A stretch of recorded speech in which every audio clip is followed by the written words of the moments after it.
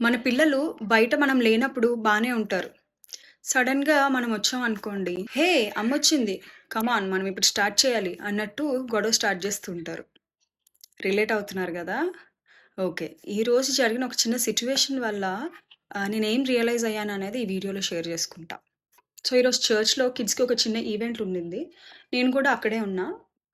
పిల్లల్ని కొన్ని కొన్ని క్వెషన్స్ అడిగి వాళ్ళకి చాక్లెట్స్ అట్లా ఇస్తున్నారనమాట.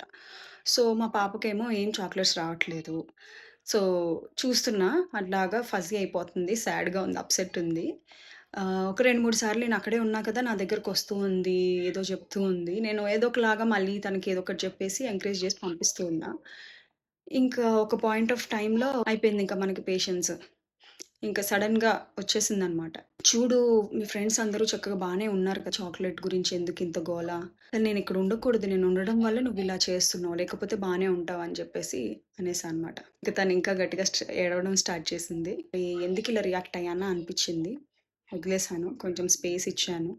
పిల్లలు మనం లేనప్పుడు బానే ఉంటారు కానీ, మన దగ్గరకొచ్చేసరికి ఎందుకిలా గొడవ చేస్తారంటే, బేసిక్‌గా వాళ్ళకి మనమే సేఫ్ స్పేస్. సో, బయట వాళ్ళు మనం లేనప్పుడు బానే ఆ ఫీలింగ్స్ అన్నిటిని కంట్రోల్ చేసుకుంటారు. ఒక్కొక్కసారి కొంచెం వాటిలనన్నిటిని కూడా లోపల పెట్టుకుంటారు.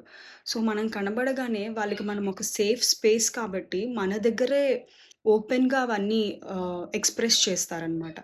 కాకపోతే మనకేంటంటే, మన దగ్గరెందుకబ్బా ఇంత గొడవ చేస్తున్నాడు అన్న ఫీలింగొస్తది.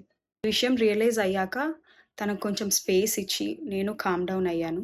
సో, తను కూడా స్లోగా కామ్ డౌన్ అయింది. తనని కొంచెం ప్లేఫుల్‌గా ఎంకరేజ్ చేస్తే, మళ్ళీ వెళ్లి హ్యాపీగా ఈవెంట్ అంతా గూడా ఎంజాయ్ చేసింది.